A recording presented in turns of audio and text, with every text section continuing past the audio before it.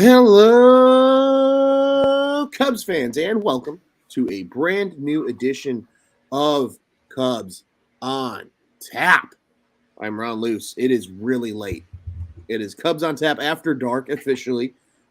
I'm joined by the one, the only, the Mr. Cheeseman himself, Joey Ricotta. My friend, before we dive into everything Cubs, we're talking about a win today, as we can see with the W on the hat. We're in good spirits, albeit maybe exhausted spirits, but we're in good spirits. But before we get into anything baseball, how are you doing, my friend?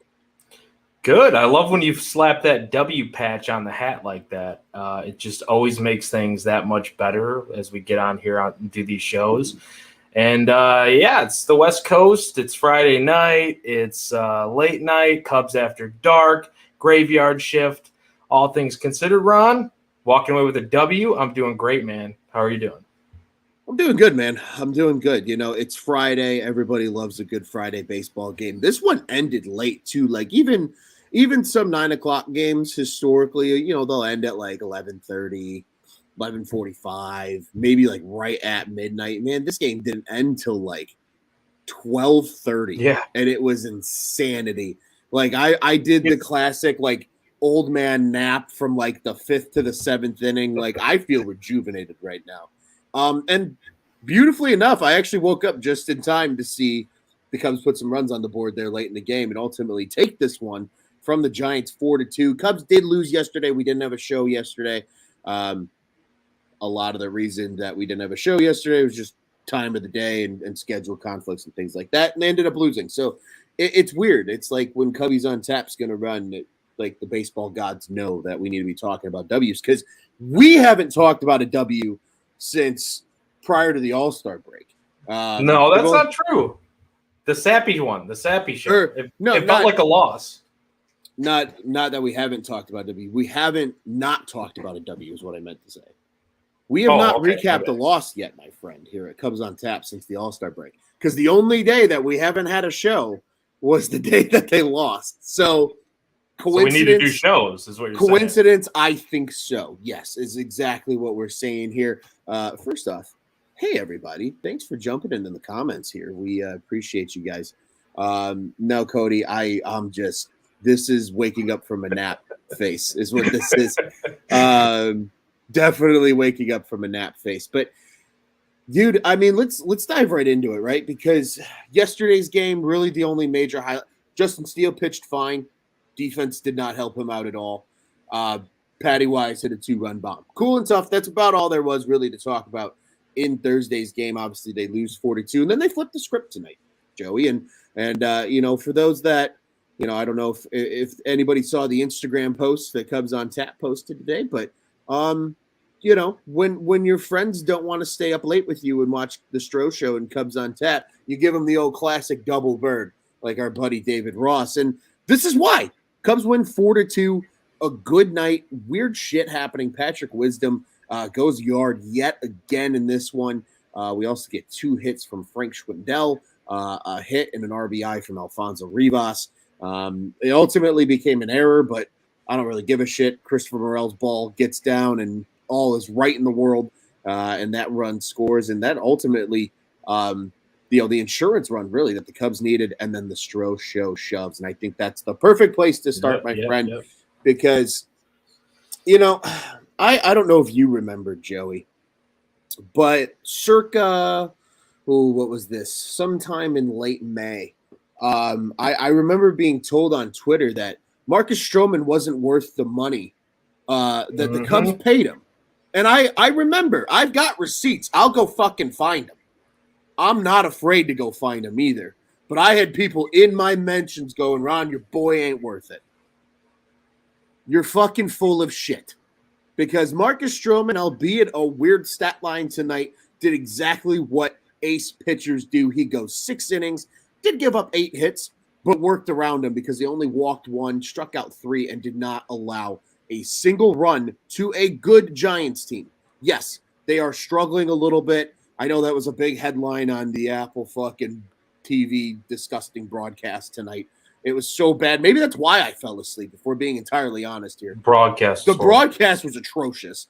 The whole game was terrible. Well, I'm not going to go down that road yet. They cared more about the birds than they did the game. Yeah, they cared about the birds, and Katie Nolan wanted to correct Hunter Pence all the fucking time for his usage of that they're in the red zone, in terms of crossing the trade deadline or whatever the fuck.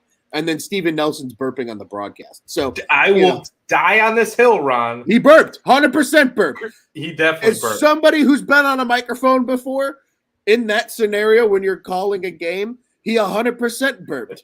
And then you hear Hunter Pence chuckle in the background. That's the best part. I burped as we got on this as well. I'm not going to lie, but I covered it up enough so you probably didn't hear it. But yeah, the intentional talk show on MLB Network was 100 times better when Chris Rose was on it. No offense to Steven Nelson. Kind of offense to Steven Nelson. Whatever. Yeah, it was bad. It was bad. It was bad. And, and that's the crazy thing about it all. But again, man, like, despite all the crazy chaos of what was the broadcast and things like that tonight, one thing that was enjoyable was watching our boy Marcus Stroman shove. You actually tweeted out a pretty interesting statistic pretty much right at the end of the game for us tonight, my friend, and I'm actually pulling it up. So we can talk just quickly about what Marcus Stroman's been doing out here. Dominating. As a baseball player. He's been dominating, exactly. I didn't add the hits in there, though. Like you said, he had, 8 hits allowed in this game. But he's a guy that pitches to contact, and that's his strength. Like you said, he gets out of jams. So I'll let you go ahead, though. No, you're exactly right. I mean, he is a contact pitcher. And naturally, when you pitch to contact, you are going to give up hits. But I care about runs, right? Because runs win you ball games, not hits. You can hit singles all day long and not score runs, and I don't give a shit. Absolutely. Because when you're pitching Marcus Stroman's last 20 and a third, as quoted by the great Joey Ricotta right here. You can even see it. It's his tweet, folks. I promise. It says Marcus Stroman's last 20 and a third innings pitched, a .90 ERA with 17 Ks and only 6 walks. That's first off pretty cool and fucking tough, and second off, that's really fucking good, Joey. Yeah, I remember doing, like you said, dude. I remember doing the show with you after one of these games that I think it was a Stroman start. I could be wrong if it was a Cardinals start or not. But we did one of these shows, and we sat here, and you vented, I vented to the people, to ourselves, like for ourselves, I should say, about Stroman being worth it or not. There's no question the guy was worth it. It's just a question of, is he on the field or not? And now he's building up the pitches again. He's building up the length and the stamina, and now he's starting to dominate to where we thought that he would be before the season, and we thought that was the pitcher that we were getting coming into the season. And none of that, his, being out, having COVID, his, whatever, nothing changed my mind about that. I don't think nothing changed your mind about that. He was absolutely worth the money. Mm-hmm. I know some people were tweeting out 0.89 ERA, whatever. I have an ERA calculator when I do these game logs, and it came up 0.90 ERA. Does it really matter? A less than 1 ERA in just under 21 innings of work, his last 21 innings of work. That's fucking amazing. That's dominating. And yeah, he hasn't been giving you too much length until tonight, which, the 6th innings, it's a quality start, kept runs off the board, like you said. He was really working the cutter, working the sinker. I mean, what's not to like about Marcus Stroman right now? I think he's got it dialed in. If there's anybody that really knows their body and what they're capable of and how to manipulate it in order to get it right and get it to where it's in position for them to succeed, it's Marcus Stroman, because he puts so much of an emphasis on, his physical fitness and all that and just getting his body right. And we're kind of seeing that now, right? Like, it's starting to be where you feel really damn good when Marcus Stroman's on the mound. You feel like you got a shot to win every single game that he starts. You sure do. Marcus Stroman bump day is always a high confidence day in the world of Cubs fandom nowadays, Joey. And, you nailed it perfectly, right? A guy who's so in tune to his body is also a guy that's also in tune to routine. And we talked about it so extensively, especially from when we started doing shows after baseball was coming back in late March, pretty much through April. Mm-hmm. We said these pitchers across the league, and we did see it across the league, the guys that need that spring training to ramp up properly are going to struggle early because of the shortened spring training. That's exactly what happened. And Marcus Stroman is one of those guys because he is a creature of habit, right? He's got his methods. He does what he does, right? He's got his routines. And when you fuck with that, you're naturally going to kind of skew results. Now, he's built back up. He's healthy now too, right? He's also had a battle 2 stints on the IL already this season. He's back. He's healthy, and he's shoving. And he is clearly showing people why the Cubs paid him $25 million a year, because this is what you get when Marcus Stroman is dialed the fuck in. And you absolutely love to see it, buddy. You know, speaking of pitching, F. Ross comes in, gets his 13th hold. That's cool and tough. That guy's probably going to be the closer after the trade deadline, people. So, you know, get used to it. Michael Givens comes in, gets a hold. That looks good for the trade value on our boy Michael Givens. But a guy that did not help his trade value tonight was one David Robertson, you know, because he decided to come into the game and give up 2 runs on 3 hits, including the home run to Wilmer Flores. The only thing the Wilmer Flores helped tonight, Joey Ricotta, is in our league actually that we are in with the great Cody Del Mendo that's here in our comments and with our boys over at the Dingers podcast in our fantasy baseball league. Wilmer Flores is on my fantasy baseball team in that league, which I am comfortably sitting in last place, by the way, for anybody that's curious. So that's about the only good thing that came out of that 9th. How much is he helping is the question. Not at all. No, the 2-11 record is mainly because my pitching is god awful. But all of that aside, he doesn't help his trade value tonight, which obviously scares the shit out of you with the trade deadline on the horizon. So, Joey, a little bit here from you, my man, on just what you saw out of the bullpen tonight. You saw kind of the 3 big guns tonight, too, right? Like these are the guys they've been riding all season long, coming out of the pen. It's been Efros, it's been Givens, it's been Robertson. Obviously, the 2 latter pieces probably going to be dealt here in the next 4 days or so. But Efros, again, a guy that he's probably your back end lockdown guy post deadline here. What say you, Mr. Ricotta? You would think so. I mean, as good as he's been all season, he didn't have the best outing tonight. He didn't have the best stuff, but he worked out of a jam. I mean, he really clutched up there in that situation and got the Cubs out of a key spot there because, you know, it really was a pitcher's duel tonight. You talked about the length of the game. But this game really, yes, it was a very long game, but it was weird that it was so long of a game because of how much of a pitcher's duel it was. You know, right. Normally when you have a pitcher's duel, it's like speed through it. It's a really fast game, but that just wasn't the case tonight.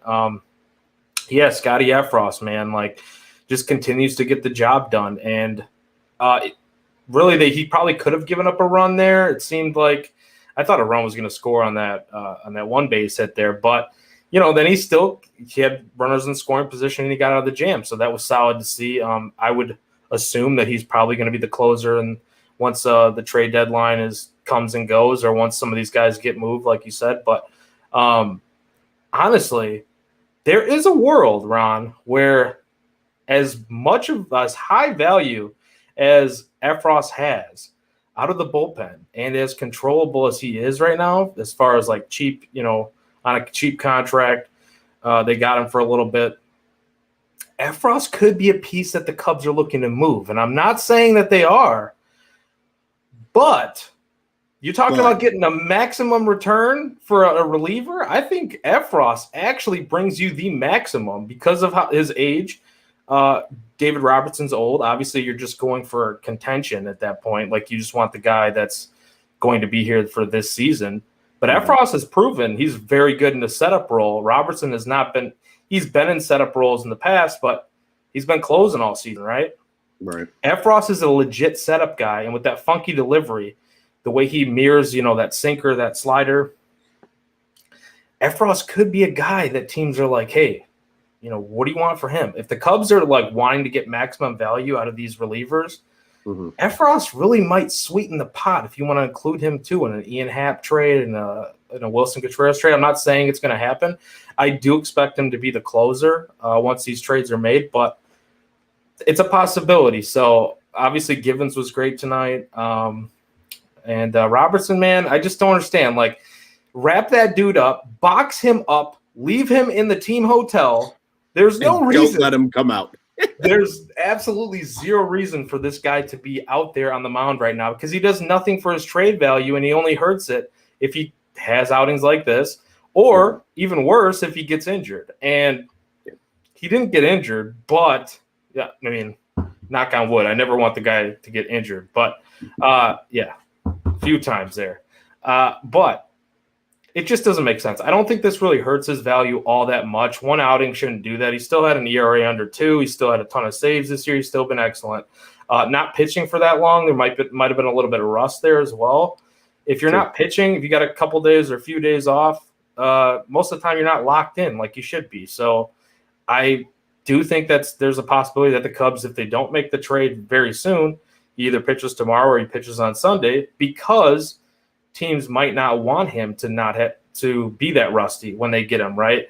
So that could be part of it too. Like, but I just think you're better off if you just don't pitch this guy right now. He's been so damn good. I don't think this affects his value all that much. It's just a matter of keeping the guy healthy. Protect your trade pieces, really. Yeah, I absolutely agree with you there, man. And like you said, Robertson been good all year, even after tonight giving up the 2 runs, still with a pretty sparkling ERA at 2.23. Super weird and funky stat, kind of like Scotty Efros's delivery. He and Givens both with a 2.66 ERA. I thought that was a little interesting tidbit. And mentioning Efros, only 28 years old, so you're absolutely correct there in terms of age, right? He's a younger player. He's entering his physical prime, as it's considered, from that 28 to 32 range. He's there, and like you said, the funky delivery. He is a true setup man. But I also think that's a good reason why the Cubs wouldn't move him as well, right? Right. Like the cost control and things like that. But I absolutely see and agree and understand your point. A couple of notes here in the comments about the bullpen as well. Cody chiming in. Absolutely. Brandon Hughes also been very good. Completely agree. Jack coming in here with the lineup of the guys out of the pen. Efros getting the 9th, Wick getting the 8th. You and I talked about that a few shows ago as well. And Hughes in the 7th. I really like how that bullpen looks late in some of these games. And then Jack also chimed in here and says Efros would be the most valuable bullpen arm at the deadline, but I think there's zero shot we move him. I'm really hoping we don't. And I think we're all right there with you. I think the only reason why I say that's even a possibility is because, and Cody's here in the comments too, and I know that this is something that we've, he's said as well. So I got to give him credit as well there too. But like the Cubs have now shown the ability to kind of develop pitchers, especially in the bullpen. Like it took Keegan Thompson a while to figure it out in the rotation. It took Justin Steele a while to figure it out in the rotation. But what they did right away was they came up and kind of dominated out of the bullpen. And that's why you're like, hell yeah, I want to see this guy in the rotation. What can he do in the rotation? Because he's been so good in the bullpen. I think with Efros, with Brandon Hughes, with some of these other pieces, the guys that they're bringing along here, they just kind of seem to throw guys out there unless their name's Daniel freaking Norris and DFA Norris, by the way. Thankfully he's gone. Yeah. And some of these other guys, like they're able to patchwork the bullpen and make it, serviceable at the least, right? So maybe you get like Manny Rodriguez. Maybe you get Cody Hoyer back. Maybe you start adding in, Albert Alzolay is throwing bullpens right now. You start adding in some of these guys in the bullpen. Maybe you're not as worried about it as you are with like the rotation and lineup pieces. So maybe that's why it makes sense to kind of move on from Efros. But I'm not saying I want the guy gone. I think he's obviously a terrific piece down there in the bullpen. It's just a matter of like, are you maximizing, like, what's your roster construction? Like, what are you thinking about here?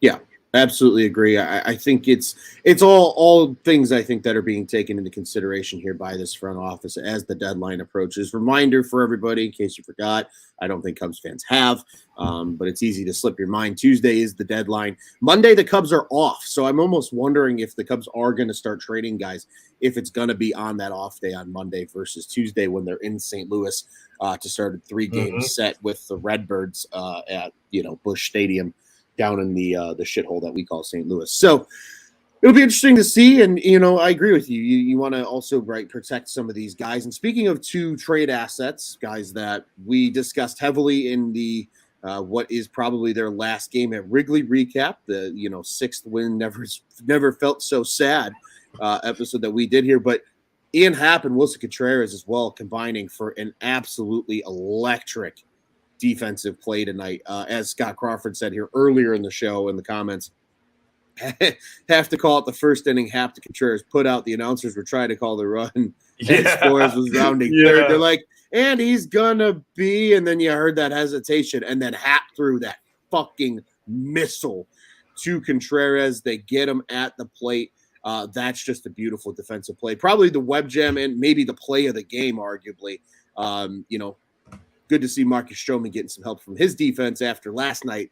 The defense kind of put our buddy and friend of the show here, Mr. Justin Steele, into a little bit of a pickle. Yeah, I honestly it's funny though too that Scott brought that up because that's absolutely what I was thinking at the time. It's like you're calling this dude out before the play's even finished, and that's why it's like, dude, you're just better off at an intentional talk. Actually, you're just better off probably hosting your own podcast. But nonetheless, yeah, man. I forget what your other point was, Ron. What was your other point there? You said something about Justin Steele. Did you say Steele? Yeah, just not getting help from the defense last night. So good to see Marcus getting help from the defense tonight, and keeping some runs off the board. So just always feels good. It's always nice. Seeing he had a good outing, man. He had a good outing for the most part. I mean, it didn't last long, but it sucks when your defense lets you down like that. And the soft contact last night, I know we didn't have the show or a show yesterday, but I was watching him doing, streaming. He was playing MLB last night too, after dark, way after the game. And I'm like, I watched Justin Steele play baseball tonight, and now I'm watching Justin Steele play baseball tonight, and he's just playing video games. But I think he had more success doing that than what the actual game turned out yesterday. But like you said, it's good to see the outfield kind of step up. I know there was that play there between actually there was a couple weird plays. Seiya just couldn't get to one in right center, which that fucking stupid ass alley, dude. Like that, you don't realize, you really don't realize how big that alley is until you see that play happen, because they're running back and you're like, oh, they're going to converge on it, and then it still magically falls. There's so much room. Ortega and Seiya, yeah, just because it's so fucking big for no reason out in right center there. It's just absolutely mind-boggling. Triples Alley, man. Triples Alley is nuts in San Francisco. It's a real thing. Yeah, that was a tough play. Obviously, Ortega probably doesn't have the wheels that you want to track that as well, unfortunately. And then that play with Happ and Ortega, which turned into being Ortega's ball, was right there for him, but little maybe miscommunication. The wind swirling obviously played a factor into that. We saw it as well with Mike Yastrzemski for the Giants down the right field line. I think that was Morel's ball, right? Just very, very – it's tough. Even from, what is it, the old Candlewick ballpark?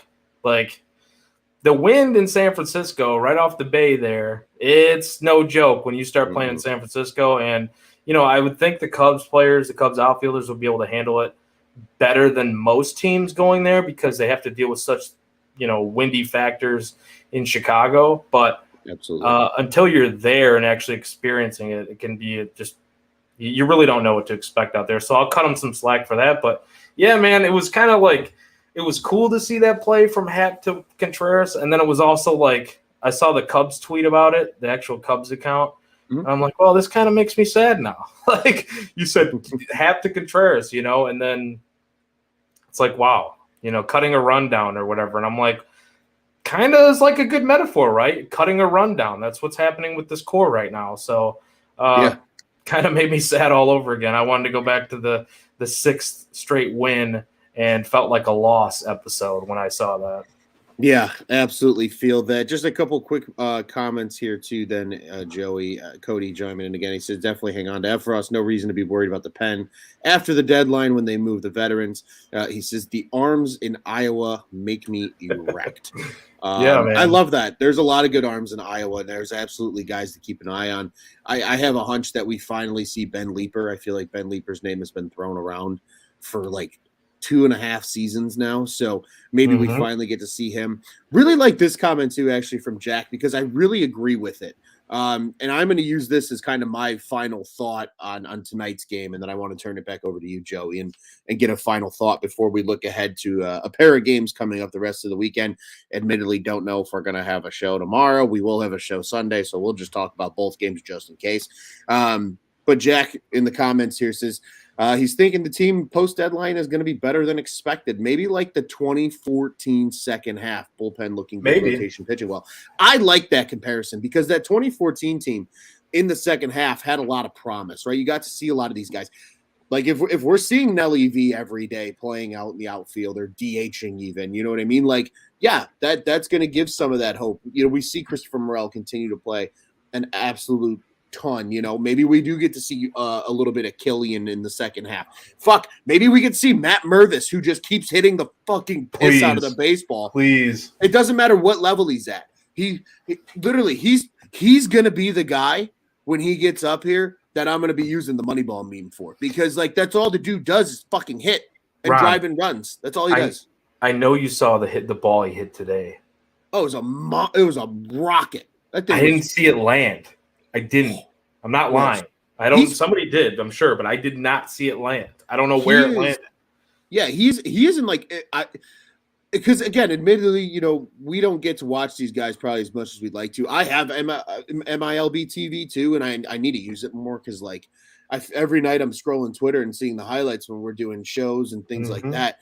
And I'm like, fuck, man. Like, they got a lot of guys that are worth watching right now. And it always just sucks because they're all playing at the same time. And no, it's all the same time. You know, like, I can't tell you how many times there's been day games where, like, the Cubs play at night or something. And it's like a 1 o'clock in the afternoon in South Bend or somebody like that's playing. And I'm like, oh, fuck, I'm going to throw the game on my laptop while I'm working. You know what I mean? Because, like, these kids are worth watching. But, dude, Mervis is a lot of these guys. And as Cody chimes in here again, Frazier and Crook are absolutely raking in Iowa right now. Like, this team can deplete their resources at the deadline here. And then all of a sudden you make an argument that maybe they're better because they just free up roster space. Like, you know, you can call up Mervis, you can call up, you know, and maybe we don't see Mervis yet. Mind you, he's only 6 games into AAA so far. So I don't want to get too far ahead on him, but like, if he doesn't slow up though, I mean, yeah, like if he keeps hitting like this through August, he's absolutely getting the call up in September. Like you got a key hole there too at first base. Like, okay, Rivas, what was he okay tonight? I mean, I don't know. Schwindel had a ribby. Schwindel had 2 hits and a ribby. So like both. I don't want to knock them, but yeah, both of your first basemen getting ribbies. But long term, I understand where you're going. Yeah. Long term though, like we're not sold on those 2 guys. I'm not. Like Rivas he's proven in the minor leagues good back to ball skills. The power has always been something that we've questioned, right? Sure. And then so far he just hasn't had a ton of success doing much of anything so far at the major league level. Schwindel, great second half last year. This season, very, very sluggish, obviously, to start. Got hurt, came back, improved a little bit. He actually improved after that send down. It was like a 24-hour AAA stint that he never actually went to. He just got back on a plane. The middle seat flight, man. The middle seat flight. That's right. But he, you know, like long term, Mervis or Bryce Ball, one of those 2 guys or both of those guys and one playing DH could be a legit answer, right? Like, I want to see it. I just want to see it. I know, like, you don't want to move them up too fast. You want them to get fully developed before they move up or even experience MLB, because it's like you call him up too soon. He has a little bit of failures, which is to be expected, right? They got to make adjustments too. That's part of the development, is struggling at the MLB level. So I'm not completely writing off, you know, even Alfonso Rivas for that matter. But he's shown that he has way more power than Rivas. And I don't know, man. Like, it gets me excited. Like you said, maybe they get rid of some of these guys, and then it opens up some space here to kind of be able to tinker, and then you can find out for the final 2 months what you want for 2023 and beyond, or just 2023 to start with. And then you can kind of see like how you're going to fill in the pieces here in free agency, which hopefully that involves spending some money, because I don't think this team is as far away as a lot of people think. I really don't. There's nothing that's convinced me yet that this team is as far away as some people think, whether they're talking 2025, whether they're talking 2026. I don't see it. I see 2023 being better, and I see 2024 being good. Mm-hmm. So maybe that's just me being overly positive or overly optimistic, but when you talk about, and I will die on this hill that Jackson Clint Frazier deserves another shot as well. So I love that comment because, yeah, man, I really do think that he could be a dude here at this level. Former first-round pick, still has all that potential. He's been good at AAA. Mm-hmm. I want to see it. Absolutely. Right there with you, man. Just another quick note, too, because we're actually going to talk about a guy that could be moved here at the deadline when we start to look ahead to the rest of the games this weekend. And I still want to give you a chance here to share any final thoughts on this evening's win. But tonight, Wade Miley, or I guess yesterday technically now, Wade Miley made a rehab start at the South Bend Cubs. Didn't do so hot. 2 1/3 for him, 6 hits given up, 5 runs, 4 of which were earned. Only 1 walk, however, and 1 strikeout. So not a great return for Miley, albeit at the high A level. You know who was really good though in tonight's South Bend Cubs game was Devers, who has just been recently promoted to South Bend. He pitched 5 innings, only gave up 3 hits, no runs, 1 walk, 6 Ks. That plays. That looks really nice. So just some quick notes there from the minor league system. But Joey, Mr. Ricotta, my friend, final thoughts on a lovely 4-2 win for the Cubbies in San Francisco before we look ahead to the rest of the weekend out by the Bay.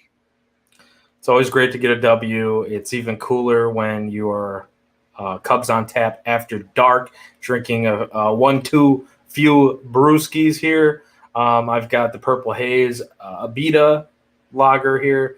It's pretty tasty, to be honest with you. I did my first ever beer review for OnTapSportsNet.com. You can check that out there. Good plug. Yeah, you got to get it in when you can fit it in. Good plug. But other than that, man, it's great to get a W. Like Stroh was awesome tonight. Nico Horner has reached base in 30 of his last 33 games since the start of the Pirates series in June 20th, I believe. So, God damn it, Nico Horner is a fucking stud. Treat him like one, please. Those are my final thoughts, man. What do you got? My only final thoughts are, hey, Jock. Yeah. That's all I can say. The 2 birds. That is going to be a meme. I do love, so it was, as some probably saw from Patrick Mooney, you actually found out by other methods. That's how that he greets Jock Peterson. It's just 2 birds. That's Ross's thing with Jock. I think that's pretty cool, pretty funny. The clip surfaced too with him with Matt Duffy, where they would go to like shake hands and then they would be like, just kidding, and flip each other off. It's dudes being dudes, and it's kind of cool to see. But that is 100% going to be a meme forever and ever in Cubs fandom, and I fucking love it. And I'm going to probably abuse the absolute shit out of it, and I do not care. I'm so happy that this is a thing. It's amazing. Because I don't know why I was like so naive to the fact that everybody's watching this game and all Cubs fans or like a ton of Cubs fans are on social media. But as soon as I caught it on my stream, I'm like, holy shit, I got to go back. I got to try to screen record this. And then I just, you know what? It took me so long. On Twitter. I went on Twitter and it was there. And I'm like, everywhere.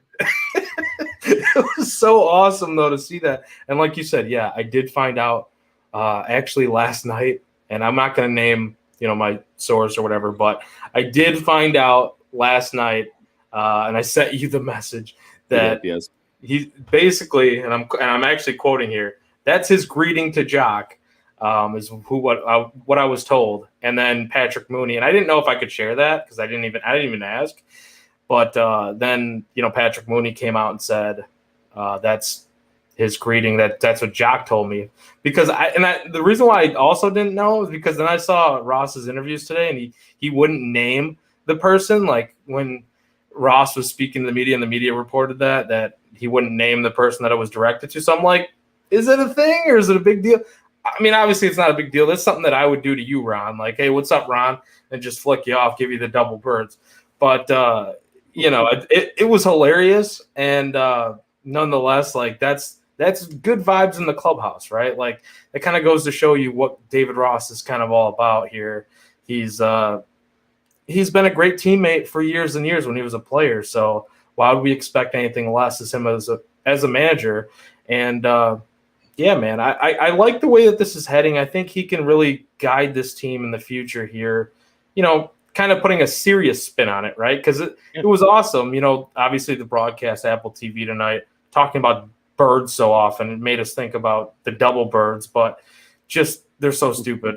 But making like a serious spin on it, David Ross is like, he's kind of the perfect guy to guide this ship, I think, as the Cubs head in this new direction, because seems to be a real player's guy that also is stern enough to make the necessary moves, and also baseball smart enough to make the necessary moves.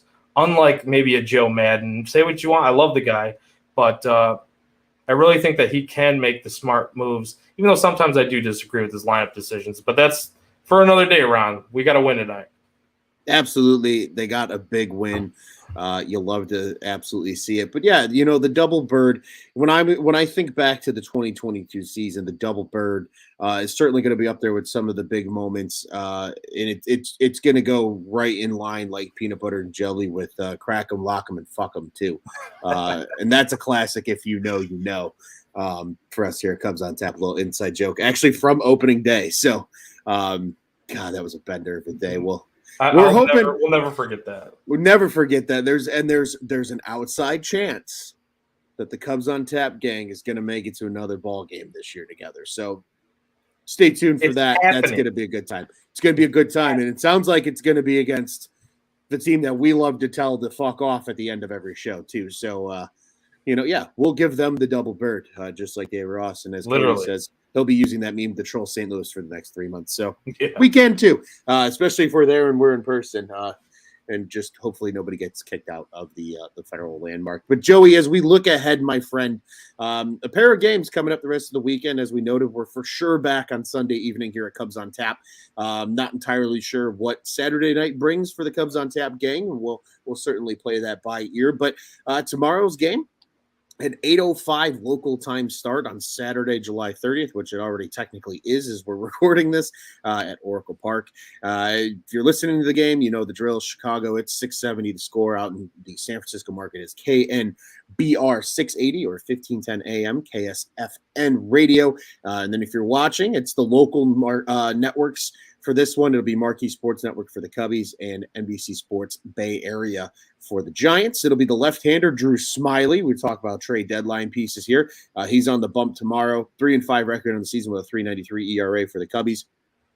And on the other side, it will be Jacob Junis. The right-hander is 4-2 with a 2.98 ERA. And then looking ahead quickly to Sunday's game, if you're listening, it's the same suspects for both markets. But if you're watching this one, it's a 6:08 local time start. Why? Well, because it's on ESPN. Cubs and Giants will be Sunday Night Baseball.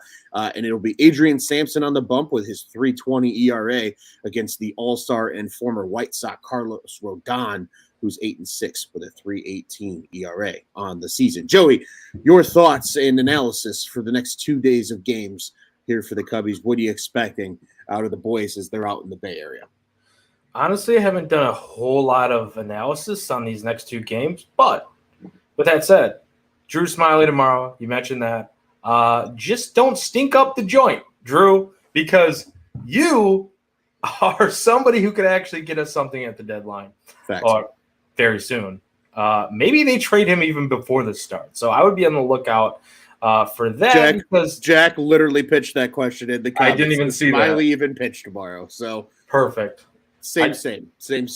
Perfect. Absolutely. I don't know if he even pitches tomorrow because maybe you do get a spot start. I'd have to look and see who's actually like lined up in AAA to make a spot start. Maybe you throw out there a bullpen game with the length that you've been getting from, or at least tonight from Stroman. I don't know, though, because the first game didn't have a ton of length. You do have an off day coming up on Monday. You did just have an off day, though, so maybe that plays into it a little bit so you can get these guys you've had some rest here, and you'll get some more rest. That said, though, it's just Smiley is pretty valuable right now. We just saw what Luis Castillo brought back in a trade, right? Tons of top prospects here from for the Reds, going to the Reds from the Mariners, and not saying that Drew Smiley is anywhere near a Luis Castillo or a Frankie Montas will be when he gets dealt, but I just think that there's a lot to lose in this situation and nothing really to gain from this next start, because I think teams have seen enough from Drew Smiley over the last couple or really this season. So I think he can be a positive influence and a quality piece for a contending team, even as the fourth or fifth starter. Maybe you throw him out there as a fourth starter in a playoff rotation. Maybe he's the fifth guy who gives you some length in a scenario where a starter can't go that deep, right? Maybe he comes in there and gets you multiple innings like a Keegan Thompson or a Justin Steele, but it helps you get victories down the stretch here while you're in contention and trying to take down a wild card or a division. So I think there's a lot more to lose than there is to win. So I agree with Jack's point. Maybe he doesn't even start tomorrow, but if he does, just give us 5 of like 3 runs or less. Like, don't need anything crazy, just 5 3 runs or less. Don't even throw that many pitches if you don't have to. If you're cruising, though, just keep riding him until like he gives up a base runner in the 6th or 7th inning, because there's no point in not doing that, because you're really going to boost the trade value then. But as for like the rest of the series, if they could split these last 2 here, I know they're in the Bay. You'd like to come away with 2 straight victories, but it's tough out there on the West Coast. Realistically, I'd say if they can split these next 2, Rodon on Sunday, that's a tough one.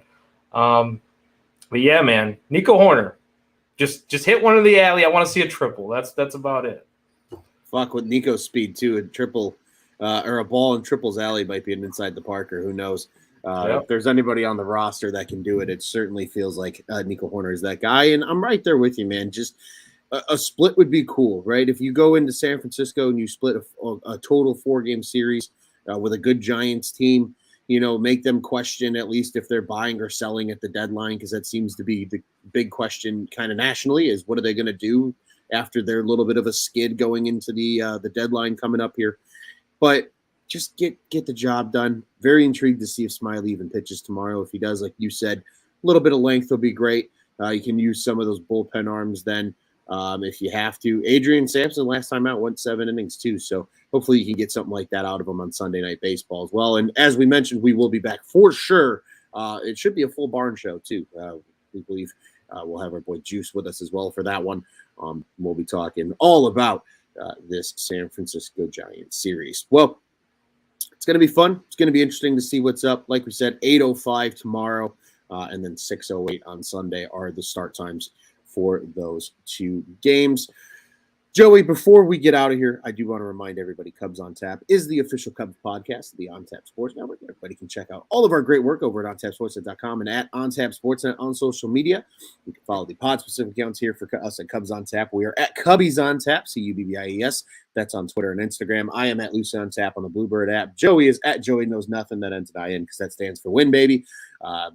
You can follow all of our other great contributors as well at Juice on Tap, at Teddy Freddy 270, at Brandon M. Kane, and so many more who do great work for us here at On Tap Sportsnet. Bulls, Bears, Blackhawks, you know the drill. And yes, Cubs fans, we all have friends that like the Southsiders. The Sox on Tap crew does a great job. They did not have a show tonight, but all the Sox, or at least most of the Sox on Tap gang, in attendance for that game at the ballpark on the South Side this evening.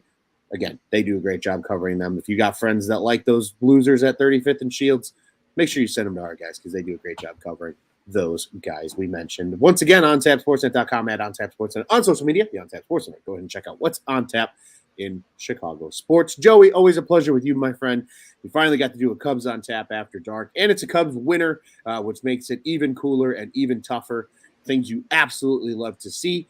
As mentioned, we're not sure the schedule for tomorrow, Saturday, for a Cubs on Tap show, but we will for sure be back on Sunday to talk all about this one. And then we'll roll into that Monday off day because then Tuesday is going to be a hell of a day with the trade deadline on the horizon. Joey, my friend, always a pleasure. And what do you say? We get out of here the only way we know how it comes on tap? Fuck the Cardinals. And let's go Cubbies.